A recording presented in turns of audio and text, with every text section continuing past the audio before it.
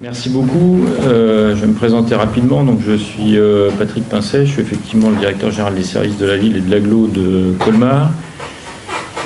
Comme on dit, je suis un territorial pur sucre, puisque j'ai fait toute ma carrière professionnelle jusqu'à maintenant dans les territoires, en étant directeur général adjoint des services de la ville de Colmar. Puis ensuite, j'ai passé une dizaine d'années dans le corps préfectoral, notamment en arrondissement. Ensuite, j'ai été directeur de cabinet du président de la communauté urbaine de Strasbourg et du maire de Strasbourg. Et donc, je suis maintenant à Colmar. Et il m'arrive d'intervenir de temps à autre à l'Institut national des études territoriales, donc l'organisme de formation du CNFPT à Strasbourg, aux côtés de Laurent Lély. Et c'est comme ça que je me retrouve devant vous cet après-midi. Donc, il n'est pas là, mais on en aura parlé plus que s'il avait été présent. Donc, voilà, comme ça il pourra regarder la vidéo, ça le rassurera sur le fait que personne ne l'a oublié. Je voudrais peut-être, en débutant mon propos, vous dire que je serai peut-être un tout petit peu plus large en essayant d'avoir la vision d'ensemble par rapport à la notion simplement de diagnostic, mais que je vais tenter de m'appuyer sur beaucoup de propos très intéressants qui ont été tenus pendant la journée. Alors, j'ai pas de PowerPoint parce que j'en ai pas fait. Par contre, j'avais des stabilos, donc j'ai utilisé la bonne vieille technique.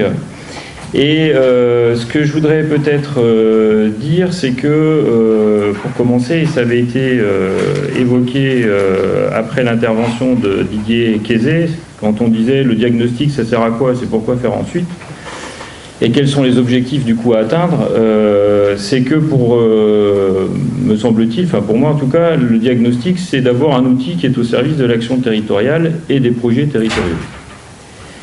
Et qu'il est du coup extrêmement important de se poser la question de l'action territoriale et à travers l'action territoriale, la question du projet territorial. Alors pourquoi d'abord le projet territorial et pas simplement pour justifier en amont les diagnostics, puisque là aussi ça a été dit, notamment par mon prédécesseur grand témoin, Cyril Gonel, il a dit à un moment donné, il va falloir qu'on reparle de la décentralisation. Ben, il faut effectivement qu'on parle de la décentralisation. D'abord parce que la décentralisation depuis une trentaine d'années, c'est le grand mythe qui permet de considérer qu'on va trouver des solutions à tous les maux ou presque de la société. C'est-à-dire que quand il y a un problème quelque part, on dit on va décentraliser. D'ailleurs, je note que la campagne en cours n'y échappe pas, c'est-à-dire qu'on va toujours plus loin dans la décentralisation, on va donner des pouvoirs supplémentaires aux collectivités territoriales et donc on va régler les problèmes d'emploi, de formation professionnelle, d'aménagement, de construction, d'habitat, etc., etc. Et donc cette décentralisation qui est présentée comme un peu la panacée universelle n'est évidemment pas à rejeter en bloc, ni même d'ailleurs par appartement, mais simplement elle pose la question du coup du sujet territorial et du projet territorial. Or, on est dans un système où aujourd'hui, on peut se poser légitimement la question de savoir s'il y a une réflexion transversale sur la question territoriale. Parce que nous sommes dans des systèmes qui sont des systèmes en silo. C'est-à-dire que quand vous êtes sur le terrain, vous avez la logique de l'État, vous avez la logique des collectivités territoriales, la logique de l'entreprise, la logique des associations, et ainsi de suite. Et que c'est extrêmement difficile sur le terrain de trouver justement le moyen de sortir de ces logiques en silo, d'où l'intérêt évidemment de la journée d'aujourd'hui. J'ajoute que cette logique en silo, elle est fortement imprimée au niveau national. Enfin, pour moi qui ai passé quelques années à Strasbourg et qui n'en suis pas loin, je ne vous fais pas de dessin sur l'absence ou quasi-absence de coopération, par exemple, entre l'École nationale d'administration, qui forme les administrateurs civils, et l'INET, justement, qui forme les administrateurs territoriaux. Ça fait des années qu'on en parle, mais à part un ou deux modules en commun qui se terminent généralement de manière sympathique dans un bar de Strasbourg, il n'y a pas vraiment de réflexion commune par rapport à ce que sont les formations initiales des hauts fonctionnaires qui ensuite gèrent l'État et les collectivités territoriales. De la même manière, on a revu pas plus tard que l'année dernière le système de formation des élus territoriaux avec le fameux système de la cotisation du 1% pour la formation des élus. À qui a-t-on confié la collecte de ce 1%? Bien évidemment à la Caisse des dépôts et consignations et non pas au CNFPT, dont ça aurait pu être une mission tout à fait intéressante et accessoirement un moyen de régler ces problèmes financiers. Mais en même temps, cette question de la décentralisation, il faut effectivement en parler parce que elle pose fondamentalement la question de la démocratie locale. Elle pose la question du rapport de la France à ses territoires et en même temps, elle pose aussi la question du rapport de la France, en particulier à l'Europe, dans la mesure où on voit bien que même si en ce moment on a une remontée, on va dire, des logiques nationales, la question notamment de la région à l'échelle européenne est quelque chose qui est extrêmement important. On peut même parler parfois d'idéologie régionale qui sublimerait en quelque sorte les découpages étatiques. Et donc c'est extrêmement important, je veux dire, de reposer la question de cette décentralisation et du cadre finalement politique dans lequel elle se pose. J'ajoute, et ça a été dit il y a quelques minutes, on peut effectivement avoir envie de changer les élus, mais je rappelle aussi la citation de Winston Churchill qui disait que la démocratie était le pire des systèmes à l'exception de tous les autres. Et que quand... Alors, je galège un peu évidemment, hein, j'ai bien compris le sens de la formule changer les élus, mais en même temps on a les élus qu'on a et il faut faire avec. Et d'une certaine manière nous n'avons pas le choix. Parce que remettre en cause le système électif, c'est remettre en cause la démocratie avec tout ce qui peut aller avec. Et donc à partir de là, enfin, aborder la question du diagnostic, du projet, du territoire, etc., ça me semble passer par d'abord un certain nombre de fondamentaux ou de questions fondamentales. Premièrement, c'est qu'est-ce qu'un territoire par rapport à ce qui s'y déroule et au projet qu'on a à y mener. Deuxièmement, et quand on pose cette question-là, ça suppose qu'on pose d'abord la question de la pertinence géographique. On est dans un pays où on oublie souvent de faire de la géographie. Je rappelle par exemple souvent un certain nombre de personnes qui abordent les territoires comme ça sur une carte qu'il y a des reliefs hein, et que parfois quand vous vous intéressez à telle ou telle situation locale, prenez l'Ardèche au hasard par exemple, quand vous avez des montagnes à franchir pour passer de la ville-préfecture à la ville-sous-préfecture, c'est pas si évident que ça de faire du développement local. Et donc la dimension territoriale, les distances, la difficulté qu'il puisse y avoir à faire tel ou tel trajet est quelque chose qui est extrêmement important.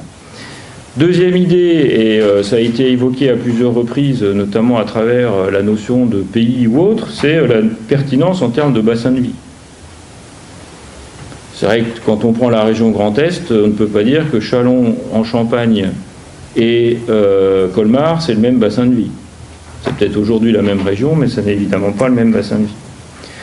Ensuite, c'est la question du vivre ensemble. Il y a un paradoxe en France, c'est que dès qu'on parle de l'État, et surtout quand on veut l'aborder sur son versant, on va dire, français du terme, héritage de la Révolution française, de la République, etc., il y a une idée qui est toujours fortement mise en avant, c'est le vivre ensemble, c'est la volonté de vivre ensemble.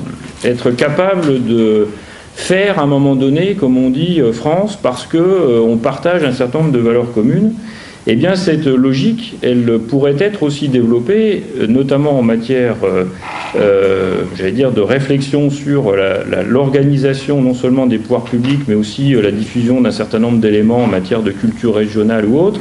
C'est comment on fait que les gens ont envie de vivre ensemble dans une région, avec la difficulté qu'il y a bien des fois, et je peux vous dire que pour être un Français de l'intérieur en Alsace, je le vis quand même extrêmement fréquemment, tout en étant breton d'origine, donc vous voyez de quoi je veux parler, que le sentiment régionaliste ou la mise en avant d'un certain nombre, j'allais dire, de caractéristiques régionales ne sont pas forcément des éléments fédérateurs pour permettre que ce vivre ensemble puisse s'installer. Et cette notion, je veux dire, de vivre ensemble, il rejoint aussi ce que disait Christine Lefebvre ce matin sur le fait que il y a des espaces qui ne sont pas réellement vécus. Je parlais de la région Grand Est en disant que ça n'est pas un espace réellement vécu.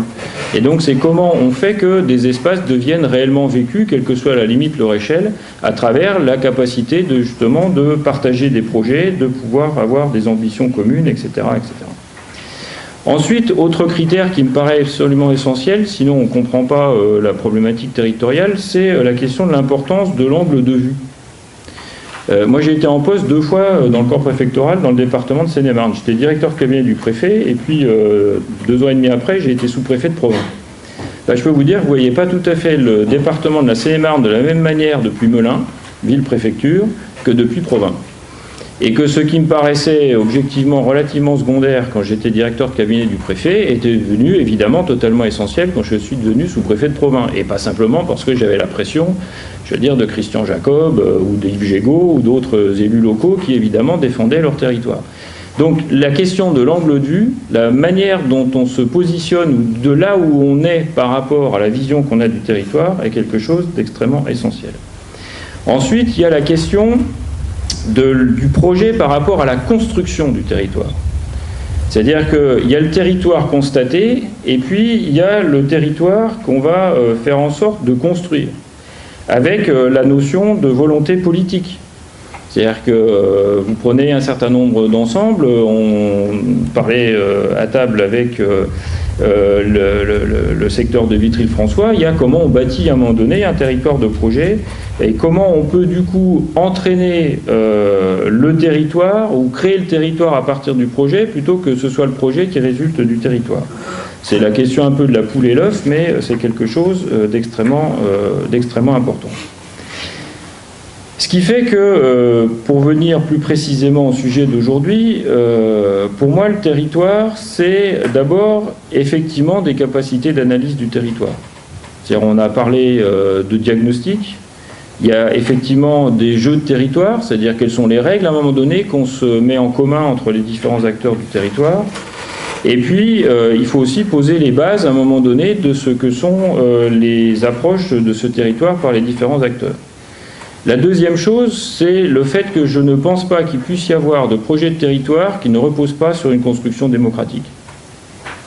C'est-à-dire qu'il ne peut pas y avoir de projet partagé durable s'il n'y a pas à un moment donné une capacité d'intégrer cela ou de faire partir cela d'un processus démocratique, c'est-à-dire de faire partager par un certain nombre de collectivités. Alors je ne parle pas des référendums d'initiatives locaux ou autres, parce que ça devient là quelque chose de beaucoup plus complexe et peut-être même d'ailleurs de contestable à mettre en œuvre, mais en tout état de cause, à un moment donné, l'expression démocratique est absolument fondamentale. Troisième élément, c'est qu'il faut organiser l'interface politico-administrative. Ça a été dit notamment dans cet après-midi, là aussi, dans le jeu entre les élus et les fonctionnaires ou les techniciens, etc., cette interface doit se faire. Encore une fois, on est dans une organisation démocratique. Donc à la fin, ce sont les élus qui ont toujours raison. En tout cas, ce sont les élus qui décident. Donc c'est comment on organise la relation entre l'élu et celui qui, administratif, technique, bureau d'études ou autre, va venir apporter un savoir-faire, comment on organise cette interface pour faire avancer le projet et notamment partager les diagnostics.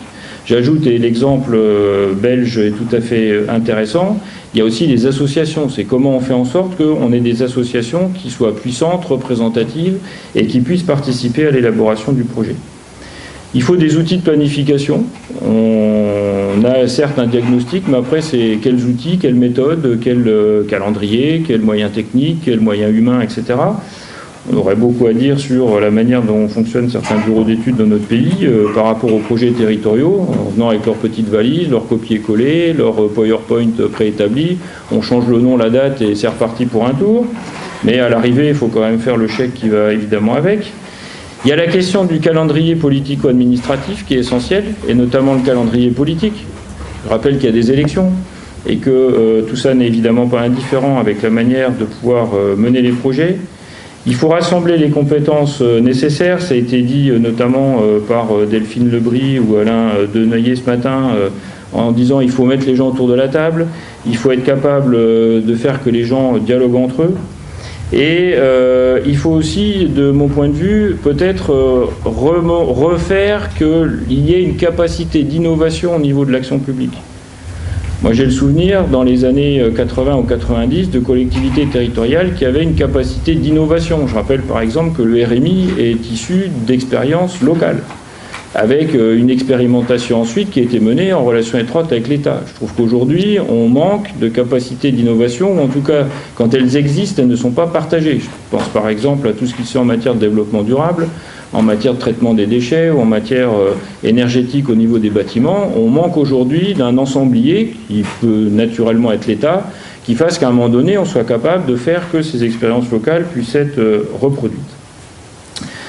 Je conclus avec quelques sujets de réflexion en tant qu'acteur territorial. Le premier sujet de réflexion, c'est quel est le rôle que l'État souhaite se donner aujourd'hui. L'État a des leviers d'action pour intervenir. Il est présent à travers ex-Datar, commissariat général et équipe des territoires. Il est présent à travers les CPER. Il est présent à travers les appels à projets. Il est présent, bien évidemment, à travers sa représentation territoriale et ce qu'il reste de pouvoir au préfet. Et ce pouvoir est important, et notamment le pouvoir qui n'est pas le pouvoir réglementaire, c'est-à-dire le pouvoir d'ensemblier, le pouvoir d'arbitrage.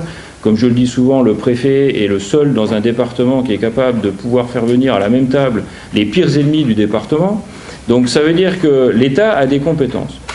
Il a des outils et pour autant, s'en sert-il véritablement ? On peut avoir des doutes et j'ai notamment un gros doute par exemple à la suite de la mise en œuvre des nouvelles régions où quand je vois que dans les commissions territoriales de l'action publique qui rassemblent l'ensemble des grands élus mais également l'ensemble de l'administration de l'État dans les régions, il n'y a pas eu une seule région où un ministre ait cru bon de se déplacer pour expliquer en quoi la réforme régionale était importante au regard de l'État. Moi, j'ai vécu la première CTAP de la région Grand Est avec le pauvre préfet de région qui était là et qui ne savait que dire, avec la ribambelle de préfets de département qui était au premier rang et qui était soumis au silence, et avec par contre les grands-ducs de la région, André Rossineau, François Barouin, Roland Ris, j'en passe et des meilleurs, qui étaient là et qui, d'une certaine manière, étaient tout surpris pour une fois de n'avoir finalement aucun cadre par rapport à quelque chose qui leur était quand même globalement tombé dessus et avec lequel, accessoirement, ils étaient plutôt en désaccord. Donc je veux dire qu'à un moment donné, la réforme territoriale, oui, mais autant l'assumer jusqu'au bout. Deuxième interrogation, c'est sur les rapports entre les différents niveaux de collectivité, et j'y passe rapidement, ça n'a pas été évoqué ce matin, mais chacun sait que c'est évidemment une difficulté importante. Troisième réflexion, c'est quel projet pour quel territoire, et notamment faire en sorte que le projet soit le moteur de l'action et de l'organisation territoriale, et qu'on ne soit pas dans la logique de la boîte de crayon de couleur. Enfin, là encore, la réforme des régions, c'est très bien, mais on a quand même le sentiment qu'à un moment donné, on a pris la carte, et puis notamment ce qui concernait la région Grand Est, on ne savait pas très bien quoi faire de Champagne-Ardenne, donc on s'est dit, oh, bah, finalement, on va faire une grande tache verte, là, depuis le Rhin jusqu'au confluent de la Seine et de Lyon, et puis ça va faire une très belle région. Donc à partir de là, quand on a posé ces questions-là, c'est quel projet, à partir de quel diagnostic, et donc effectivement il faut le diagnostic, et en même temps, quel diagnostic pour initier quel projet, c'est par là que je vais aussi terminer, c'est-à-dire en disant que l'interrelation entre les deux démarches, elle est absolument fondamentale. Faire du diagnostic pour du diagnostic, ça ne sert pas à grand-chose. Enfin, il y a des diagnostics d'ailleurs dans plein de tiroirs de plein d'administrations, qu'elles soient nationales ou territoriales. Et en même temps, c'est vrai qu'on ne peut pas aujourd'hui, vu la complexité à la fois du jeu des acteurs et la complexité des choses sur le terrain, faire en sorte qu'on ne puisse pas avoir de diagnostic partagé qui soit co-construit avec l'ensemble des acteurs sur un territoire. Et tout ça, comme ça a été dit tout à l'heure, pour inventer les territoires de demain.